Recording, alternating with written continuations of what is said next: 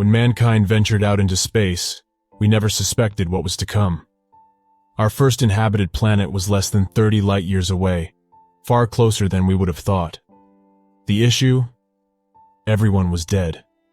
The entire planet was like that, a perfectly stable world with no issues that we could determine, and yet it seems the suicide rates were the greatest cause of death among the people. We don't know why, but they apparently had been doing this for some time. Years of study later showed that the reptile-like race had taken nearly 10 times as long as we did to reach the industrial age, and had not gotten very far beyond that. Time went on, and we soon discovered that this was not an isolated occurrence. Species after species had killed each other and themselves off for one reason or another. Some had died off so early only a few stone monuments marked that they had ever been there. Some had established empires spanning nearly a dozen systems, but always they were all dead, down to the last child. And so we traveled the stars, colonizing the lost homeworlds we found, along with others. We studied the creatures on many worlds, although none bore intelligent life. In time we studied the technology of the more advanced dead races, gleaming a scientific secret or two we had missed. It was rather amusing to see the scientific community collectively slap their heads when they see the simple ideas and concepts they had missed. Once, and just once, we found a sentient race still alive. On a planet with 3/4 the gravity of Earth, a planet primarily dominated by jungles, bore a race of insect-like scavengers. They were barely beyond the Stone Age, farming and agriculture still in its early days. We considered making contact, but in the end decided against it. They were a very violent race, and many would kill one another for the smallest detail. Suicide also seemed to be something they would resort to with little or no good reason. In fact, the entire race seemed insane. Long-term observation showed that after hatching, the individual would slowly but surely go insane, to the point where none reached old age. In fact, the only reason this race had not yet gone extinct is a combination of high birth rates, short lifespans, and a child being able to defend itself hours after birth. In any other race, this bizarre affliction can and did drive them to extinction. For nearly 700 years, mankind grew and expanded. We did not find another living race during that time, or find out how we were immune. Many came up with theories, but none fit better than any others. Ethnic, religious, and cultural differences became less important when you were away from Earth, and in the end, those who could not agree simply lived on different worlds. The UTA, United Terran Alliance, controlled over 87% of mankind's colonies from its seat of power on Earth. A few rogue factions cropped up. Piracy and smuggling saw a rebirth in this new space age, and mankind went on as it always had. Then a moment that would change our history came. The UTA Dreadnought's supremacy was in essence a city in space, constructed with our most advanced technology, to the point where systems were updated during construction, and having a length of nearly 7 miles, it was the mightiest ship we had ever created. The Supremacy was sent to investigate a new world our long-range sensors show had space-age technology upon it.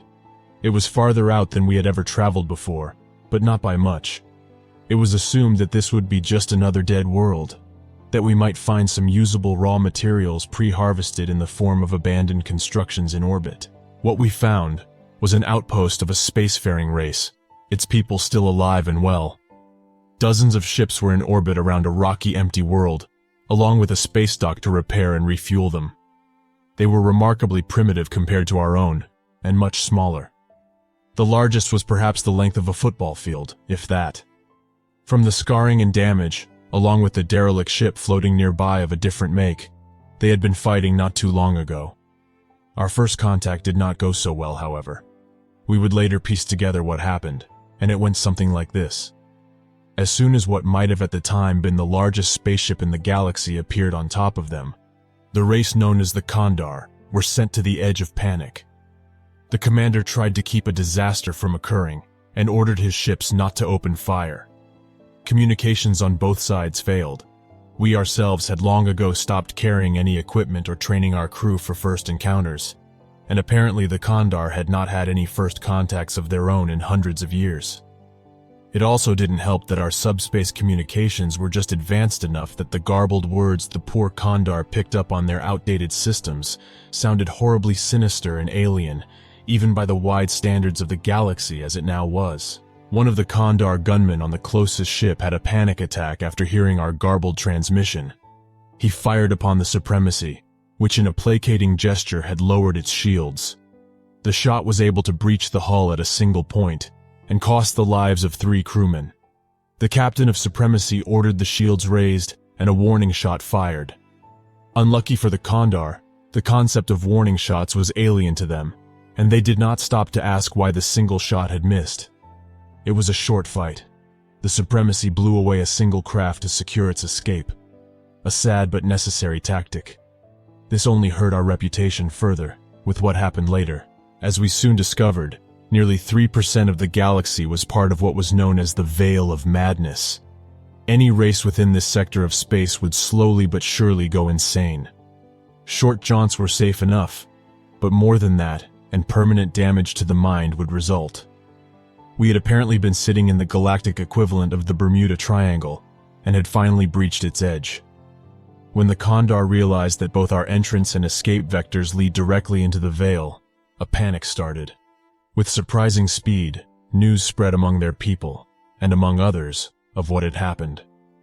The story grew worse with each retelling, especially once it left official military reports.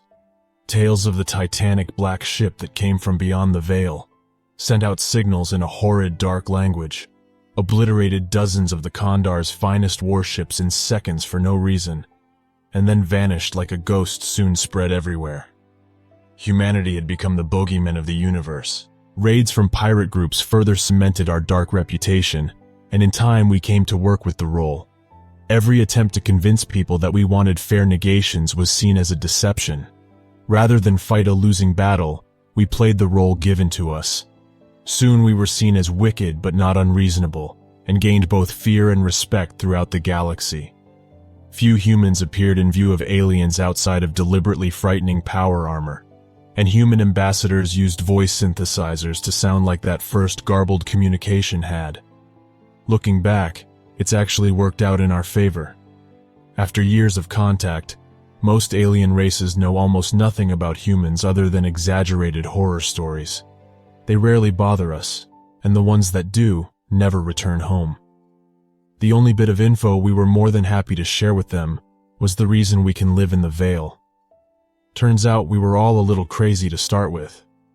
I think the fact that we're pulling the largest practical joke in the galaxy was already proof enough of that.